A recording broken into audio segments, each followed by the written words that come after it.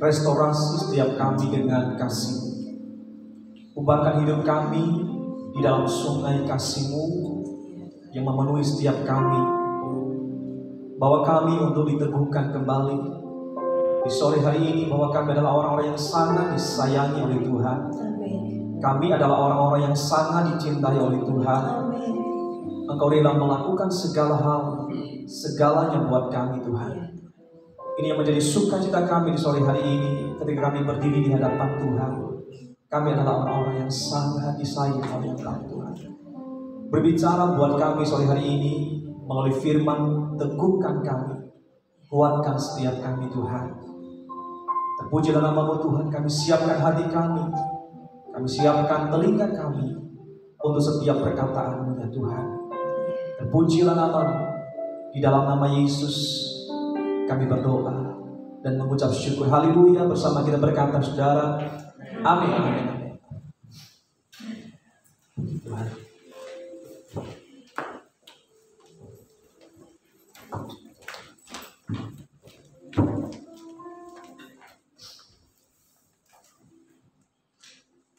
Selamat sore, shalom Bapak Ibu Saudara semuanya, shalom. Puji nama Tuhan, senang berjumpa dengan Bapak Ibu Saudara di sore hari ini. Saya percaya semua kita sore hari ini dalam keadaan baik dan sangat diberkati oleh Tuhan. Amin, Bapak Ibu Saudara. Ya, seberapa kita yang hadir, saya hanya ingin berbagi saja buat kita di sore hari ini. Satu tema yang ingin saya bagikan buat kita sederhana saja adalah begitu besar kasih Allah dalam kehidupan kita. Kasih Allah yang begitu besar. Ayat favorit kita di bulan Desember ini adalah Yohanes 3 ayat 16. Kita akan baca dengan suara yang kuat bersama-sama. Ini ayat hafalan buat kita. Yohanes pasalnya yang ketiga, ayatnya yang ke-16. Sudah ketemu semua? Kita akan baca dalam hitungan ketiga. 1, 2, 3. Karena begitu besar kasih Allah akan dunia ini, sehingga Ia telah mengaruniakan anaknya yang tunggal, supaya setiap orang yang percaya kepadanya tidak binasa, melainkan beroleh hidup yang kekal. Nah, saudara yang terkasih, dalam nama Yesus kita harus akui bahwa tahun 2020 ini adalah tahun yang sangat istimewa buat kita. Hari ini kita ada di minggu kedua dari bulan Desember, tepatnya tanggal 13 Desember. Itu artinya apa? Bahwa tinggal sekitar 18 hari lagi kita akan meninggalkan tahun 2020 ini, saudara. Dan kita sedang ada di musim-musim di mana seharusnya kita penuh dengan kesibukan untuk mempersiapkan perayaan-perayaan kita, Natal kita, saudaraku. Tapi kita harus jujur bahwa itu hanya merupakan impian saja di tahun 2020 ini. Kemungkinan besar kita tidak bisa mengadakan perayaan-perayaan pada umumnya. Tetapi itu bukan hal yang terpenting sebetulnya. Di bulan Desember ini kita tidak lagi memperingati Yesus yang lahir di Palungan 2020 tahun yang lalu, saudara. Tapi seharusnya kita memperingati Yesus yang lahir dalam palungan hati kita. Saya katakan kepada anak-anak muda remaja di hari Sabtu kemarin bahwa titik di mana engkau menemukan Yesus dalam hidupmu sebetulnya itu adalah hari di mana engkau patut merayakan Natal dalam kehidupanmu. Ketika engkau berjumpa dengan Yesus secara pribadi, ketika engkau ketemu dengan Yesus secara pribadi, lahir dalam palungan hatimu. Kita tidak lagi memperingati lahir di palungan di Bethlehem, tapi lahir di palungan hati kita yang paling dalam. Sebetulnya itu adalah momen Natal yang seharusnya kita peringati dalam kehidupan kita dan patut untuk kita rayakan dalam kehidupan kita. Yang setuju katakan amin, Bapak Ibu Saudara. Saudara yang terkasih dalam nama Yesus, Natal. Natal itu arti harafiahnya sebetulnya apa? Kelahiran. Natal itu adalah kelahiran. Jadi di hari Natal sebetulnya kita sedang mengingat bahwa Yesus pernah lahir di muka bumi ini, saudara. Kita memperingati Dia pernah lahir di tengah-tengah manusia. Dan kita memberitakan kepada dunia sebetulnya. Kita memberitakan kepada dunia sekitar kita bahwa Tuhan pernah turun ke dunia ini, saudaraku, menjadi sama seperti kita, menjadi sama seperti saudara dan saya. Dalam bahasa lain adalah kenosis. Dia mengosongkan dirinya, dia menghampakan dirinya, saudaraku, menjadi sama seperti saudara dan saya. Hanya bedanya adalah dia tidak pernah tersentuh oleh dosa. Dia tidak pernah berbuat dosa, Bapak Ibu Saudara. Jadi Natal yang kita rayakan setiap tahun sebetulnya bicara tentang apa? Bicara tentang Allah yang menjadi sama dengan kita. Allah yang menjadi sama dengan manusia. Supaya apa? Supaya dapat menyertai saudara dan saya. Supaya apa? Supaya dia bisa merasakan apa yang saudara rasakan, Bapak Ibu Saudara. Sehingga ketika saudara hari ini mungkin menjerit dalam kehidupan, dia tahu, saudaraku, dia pernah menjerit seperti saudara. Ketika kita ini merasa mungkin berteriak, menangis dalam kehidupan, dia juga tahu, dia pernah mengalami tangisan saudara, teriakan saudara. Bahkan ketika saudara mungkin dikhianati, disakiti oleh siapapun, dia tahu, saudaraku, bahwa dia pernah disakiti. Dia pernah dikhianati seperti saudara.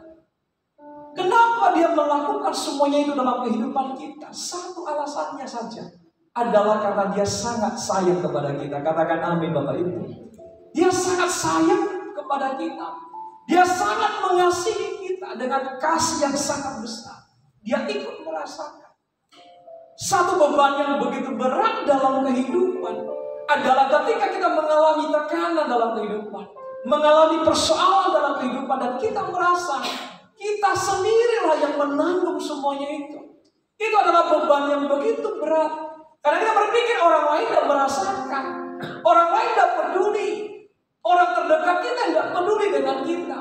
Tapi ada satu kabar baik sore hari ini buat kita, saudaraku, bahwa engkau tidak sendirian.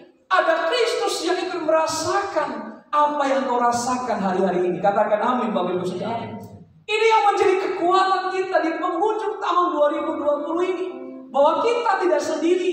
Ada kasih Allah yang besar yang menyertai kehidupan kita, Bapak Ibu Saudara. Dikatakan di dalam ayat 16 tadi ini, saudaraku, karena begitu besar kasih Allah. Natal itu selalu bicara tentang apa? Selalu bicara tentang kisah kasih Allah kepada kita. Kisah kasih Allah kepada manusia yang berdosa. Begitu besar, artinya apa? Tidak terukur seperti pujian kita tadi.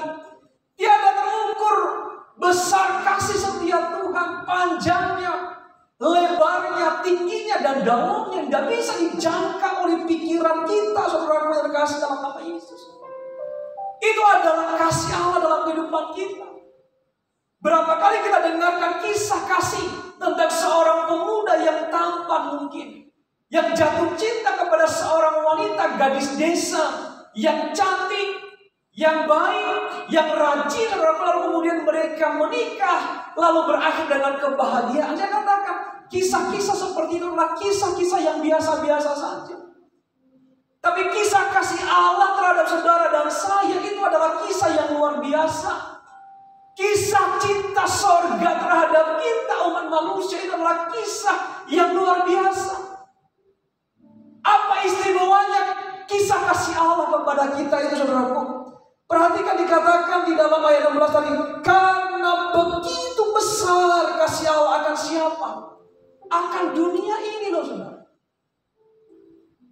Jadi objek kasih Allah itu apa, saudaraku? Dunia. Dalam bahasa lain adalah kosmos. Objek kasih Allah itu adalah dunia, kosmos, yang artinya adalah sekumpulan orang banyak yang tidak rohani, sekumpulan orang banyak yang tidak saleh, sekumpulan orang banyak yang tercerai dari Allah, sekumpulan orang banyak yang berdosa, yang punya kelemahan, yang memberontak kepada Allah. Itu adalah model dunia dunia seperti itulah yang menjadi objek kasih Allah itu, saudara. Bukan dunia yang baik, tetapi dunia yang rusak.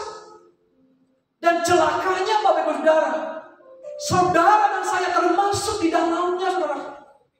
Sebelum kita menemukan Kristus dalam kehidupan kita, kita ini adalah orang-orang yang tidak rohani. Kita ini adalah orang-orang yang tidak saleh. Kita ini adalah orang-orang yang tercerai dari Allah. Kita adalah orang-orang yang berdosa, memberontak kepada Tuhan, penuh dengan kelemahan dan kekurangan, saudara.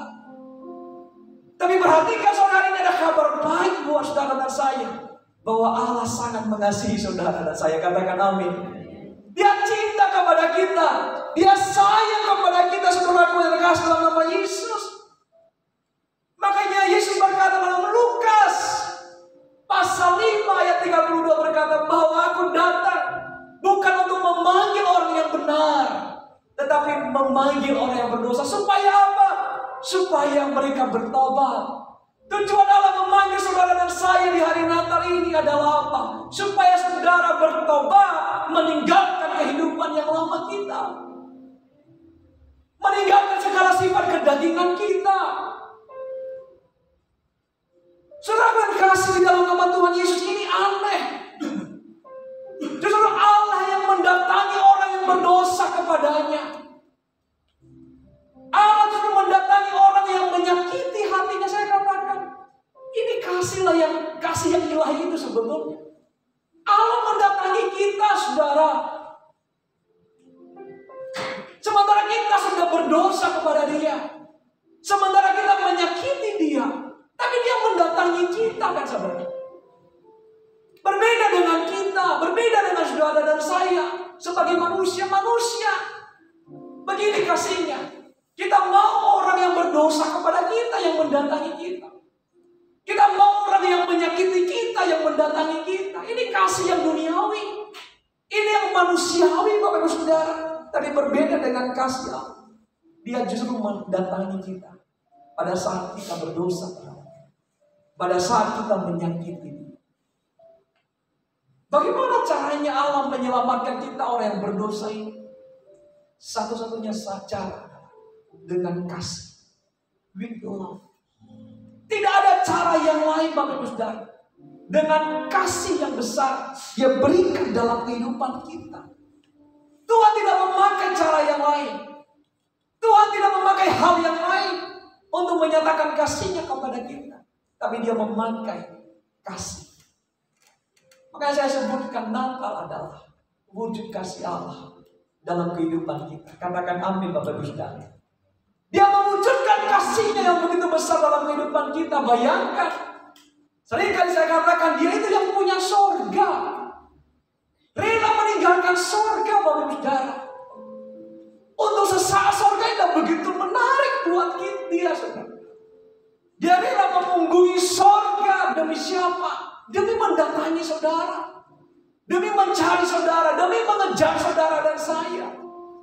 Bahkan Dia rela lahir di kandang yang indah, bukan di tempat yang mewah. Dia rela menjadi miskin, saudara. Karena apa? Karena sayangnya kepada kita. Dia tidak bisa menahan hatinya. Dia begitu cinta kepada kita, Bapak Ibu Saudara dan kasih dalam nama Yesus. Karena begitu besar kasih Allah. Mungkin kita rela mengorbankan apa saja, termasuk nyawa kita, kepada orang-orang yang mengasihi kita, kepada orang-orang yang baik kepada kita, kepada orang-orang yang kita cintai. Mungkin banyak orang yang rela melakukan itu. Tapi pertanyaan sore hari ini, maukah engkau mengorbankan nyawamu, merelakan nyawamu kepada orang yang menyakiti engkau, kepada orang yang benci kepada engkau, kepada orang yang jahat kepada engkau? Kita harus jujur, kita mungkin tidak mau. Tapi kasih Allah itu saya katakan ajaib. Katakan amin, Bapak Ibu Saudara. Kasih Allah itu ajaib. Dia justru mengasihi kita pada saat apa? Saat kita benci kepada Dia. Dia justru mengasihi kita saat kita ini melukai hatinya, menyakiti Dia. Dia justru mengasihi kita saat kita ini jahat kepada Dia. Kenapa? Karena kasih-Nya itu menutupi segala dosa dan kelemahan kita. Katakan amin, saudara. Karena kasih-Nya menutupi segala kelemahan dan dosa kita. Kasih-Nya yang begitu besar, sanggup menyelamatkan setiap jiwa-jiwa. Kasih itu memampukan kita juga untuk bisa melayani Dia sampai kapan. Saudaraku, seberapa kita yang hadir sore hari ini, mari kita belajar tentang kasih Allah yang begitu besar. Kita harus setuju dan jujur berkata begini, bahwa tentang kasih seringkali kita bicarakan itu, tapi hanya di 4 dinding gedung gereja ini. Kita hanya berbicara tentang kasih di gereja, tapi kita jarang melakukannya sebetulnya. Kita mahir menyanyikan tentang kasih Bapak Ibu, tapi kita tidak mahir melakukannya.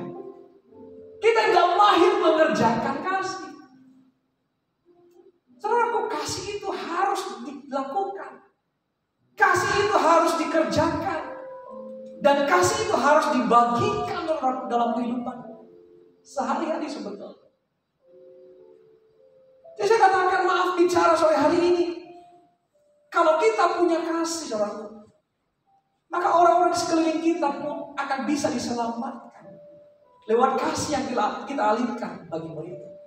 Satu orang yang punya kasih di antara kita, itu bisa menyelamatkan 1 jiwa. 2 orang di antara kita punya kasih Allah itu bisa menyelamatkan 2 jiwa.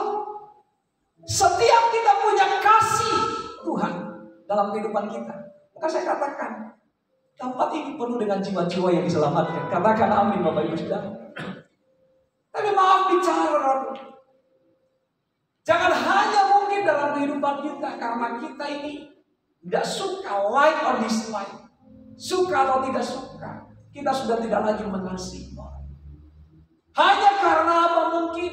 Karena kita tidak cocok, kita tidak lagi sejalan, kita mau singkirkan. Kita tidak lagi suka dengan seseorang, kita tidak lagi, saudaraku, mau dekat dengan. Tapi saya katakan, kasih Allah itu tidak bisa dihentikan oleh semua. Kasih Allah yang besar itu tidak bisa dihentikan oleh Allah semua itu. Perhatikan apa yang dikerjakan oleh Yesus. Yesus diinjek, Yesus difitnah, Yesus dikhianati. Tetapi Dia tidak pernah berhenti untuk mengerjakan kasih itu dalam kehidupan kita. Dia tidak pernah berhenti di tengah jalan dan berkata kepada Bapa, Bapak ini sudah kelewatan, Bapak ini sudah keterlaluan, berhenti saja. Tidak jadi Tuhan, Bapak. Tidak. Tapi meskipun Dia disakiti, Dia diejek, Dia difitnah, Dia terus mengerjakan kasih itu. Dia terus melakukan kasih itu. Dia terus membagikan kasih itu. Sampai kapan? Sampai kasih itu mendatangkan keselamatan bagi saudara dan saya. Katakan amin, saudara. Dia tidak pernah berhenti di tengah jalan. Kasih-Nya tidak pernah gagal sampai mengerjakan sesuatu yang baik dalam kehidupan saudara dan saya. Saudara, kalau saudara punya kasih Tuhan seperti ini, maka engkau tidak pernah berhenti berbuat baik dalam kehidupan. Katakan amin, saudara. Oh iya, kita harus jujur. Orang lain bisa mengecewakan. Itu biasa. Rekan mengecewakan kita itu biasa, saudara. Suami kita mengecewakan itu biasa. Atasan kita, bawahan kita mengecewakan kita itu biasa. Tapi pertanyaannya, apakah hanya dengan alasan itu kita berhenti mengasihi mereka?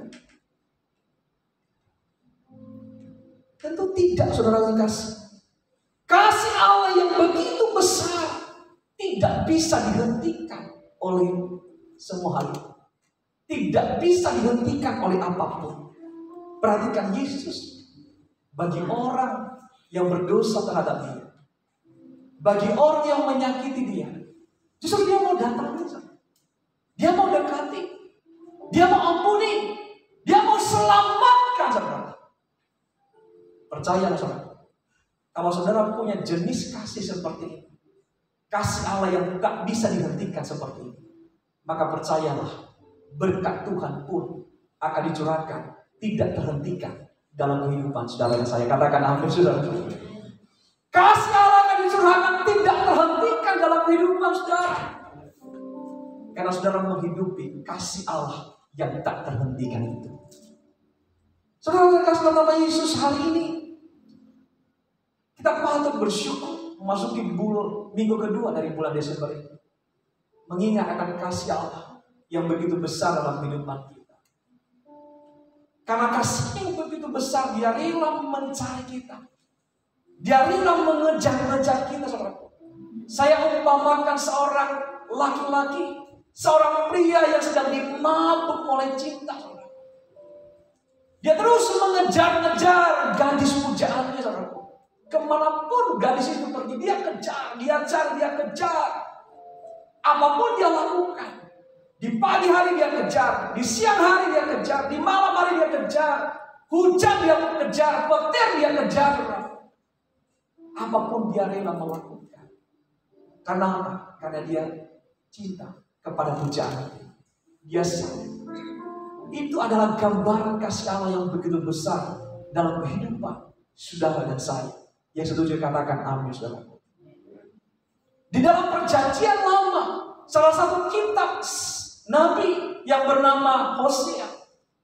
Kalau saudara membaca, di sana dijelaskan bagaimana kasih Allah yang begitu besar itu kepada umatnya sebetulnya. Dalam kitab Hosea, firman Tuhan datang kepada seorang nabi yang bernama Hosea. Tuhan berkata kepada Hosea, Hosea, pergilah mengawini daripada seorang yang bernama Gomer. Dan sebagai seorang nabi, ketika dia dengar perintah Tuhan, dia taat. Siapakah Gomer?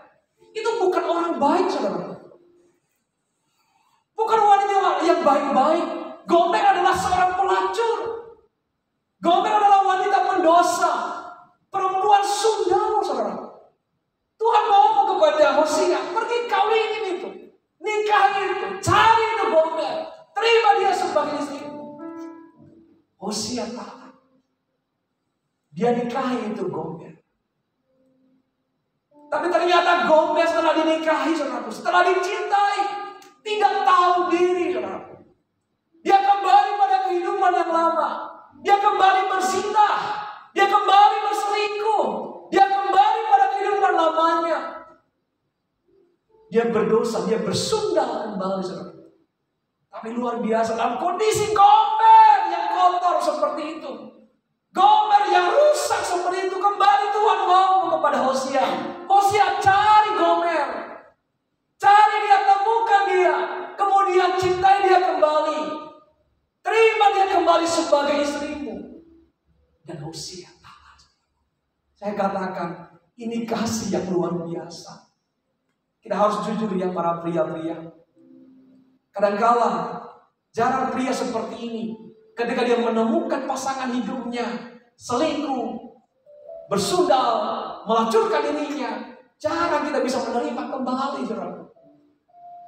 Itu manusiawi, saudara. Tapi Hosea melakukan itu. Kenapa? Karena dia taat kepada firman Tuhan.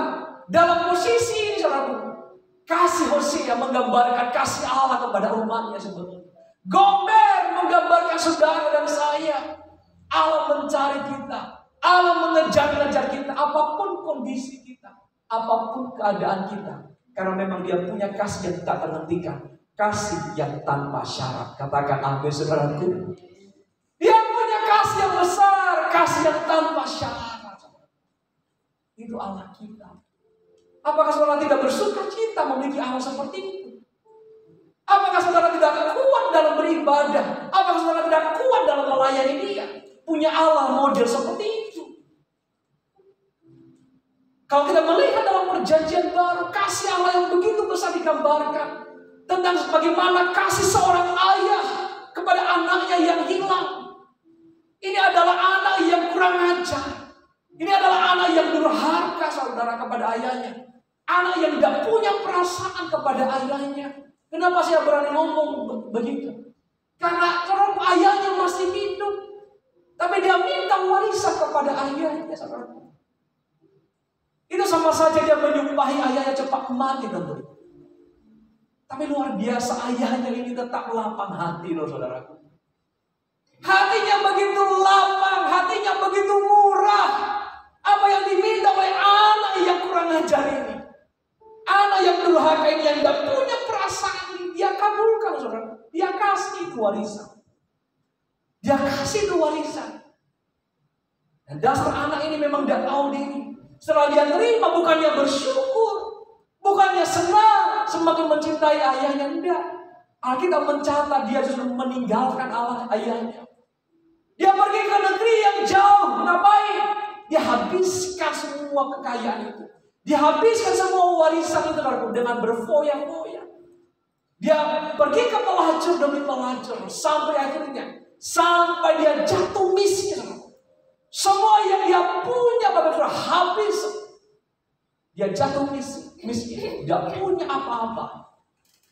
Bahkan untuk makan saja dia susah Bapak Ibu. Untuk makan saja dia susah.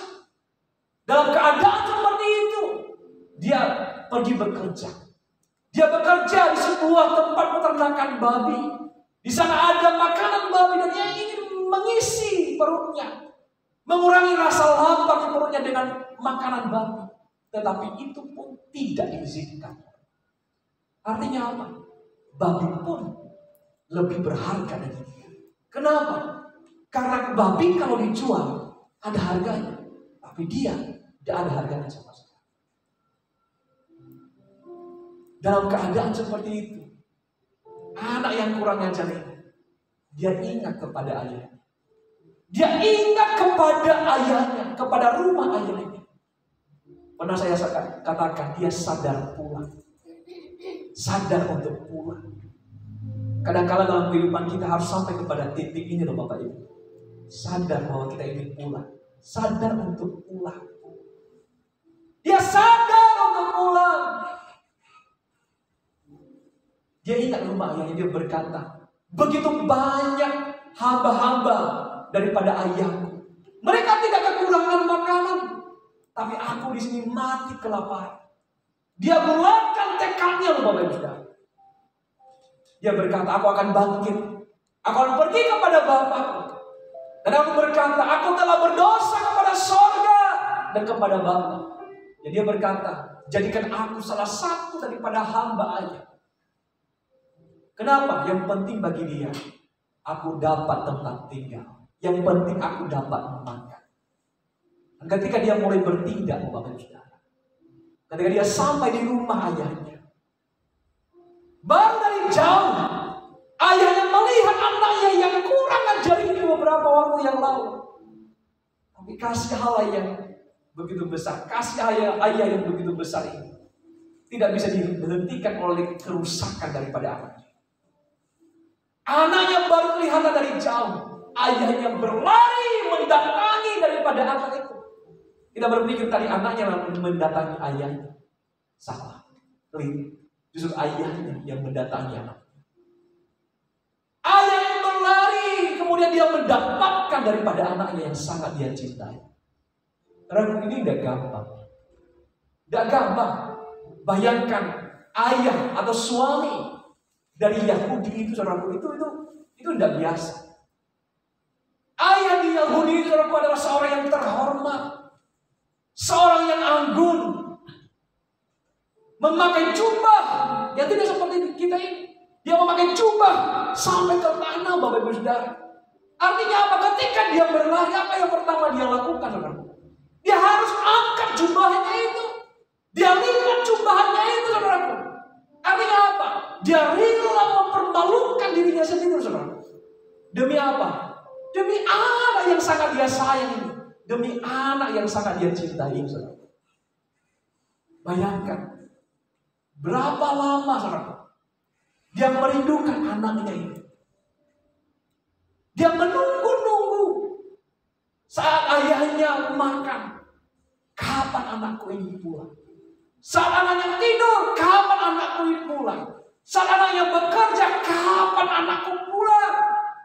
Sementara mungkin, saudaraku, ketika anaknya berfoya-foya, menghabiskan semua warisan yang dia dapatkan dari ayahnya.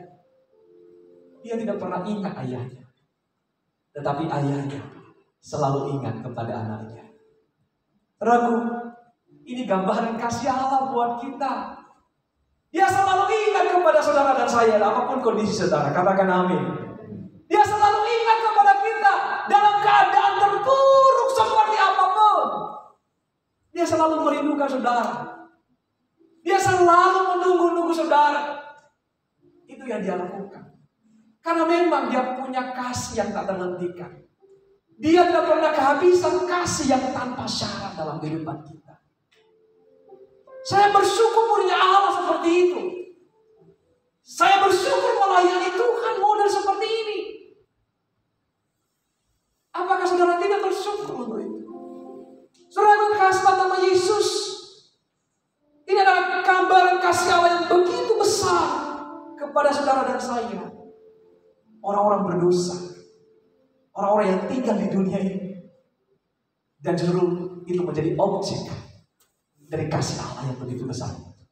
Dia berkata selanjutnya, karena begitu besar kasih Allah akan dunia ini, sehingga ia telah mengaruniakan anaknya. Dia memberikan. Natal itu bicara tentang memberi, sudah. Natal itu bicara soal memberi. Bukan hanya memberi harta, memberi segalanya. Memberi yang terbaik dari kehidupan kita. Ia telah mengaruniakan anaknya yang tunggal. Coba perhatikan. Ia mengaruniakan anaknya yang tunggal. Semua kita ngerti arti itu. Tunggal itu apa? Satu-satunya. Only one. Satu-satunya. Sematawayang. Saya belajar di bahasa Jawa. Satu-satunya itu adalah putra yang ontang anting. Coba. Putra yang ontang-anting, diprotek luar biasa, disayang luar biasa. Saya punya putri yang ontang-anting, saudara. Semua perhatian saya pasti akan kepada dia. Tidak mungkin terbagi kasih. Yang ontang-anting. Mau tidak saudara menyerahkan anak saudara yang ontang-anting kepada orang lain yang meminta anak saudara yang satu-satunya siji-sijine gitu. Apa saudara rela menyerahkan bagi mereka yang meminta? Kita harus jujur, tidak mau.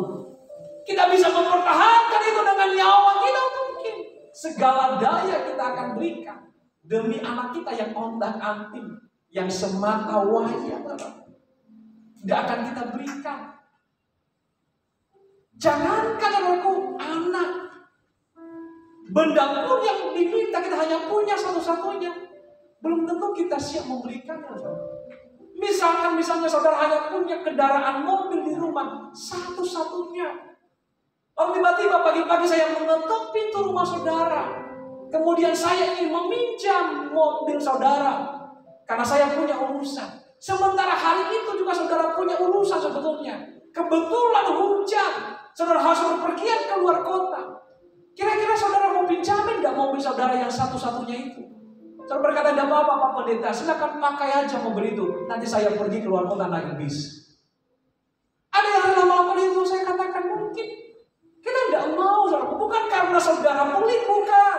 Tapi karena memang saudara juga lagi butuh. Saya pun begitu mungkin.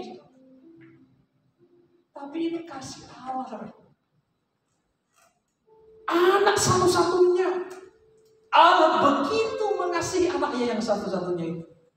Tapi dia rela memberikan. Dia rela mengaruniakan anaknya yang tunggal itu. Kepada siapa? Kepada saudara dan saya yang berontak kepada dia. Yang berdosa kepada dia. Yang tercerai dari dia. Yang bersalah kepada dia. Dia rela. Kenapa? Kalau dia tidak melakukan itu, ganjarannya menanti kita, yaitu kebinasaan. Saudara dan saya akan binasa.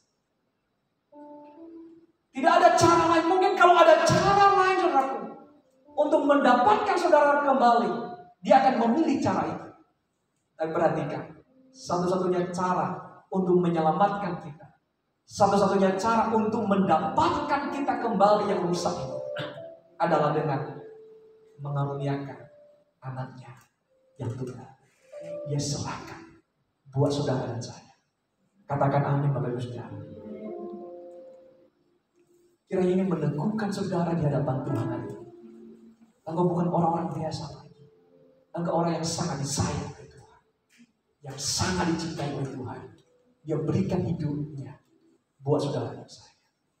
Amin buat firman Tuhan sore hari ini. Mari kita sama-sama bangkit berdiri. Satu pujian lama, lagu lama. Betapa besar kasih-Mu Allah.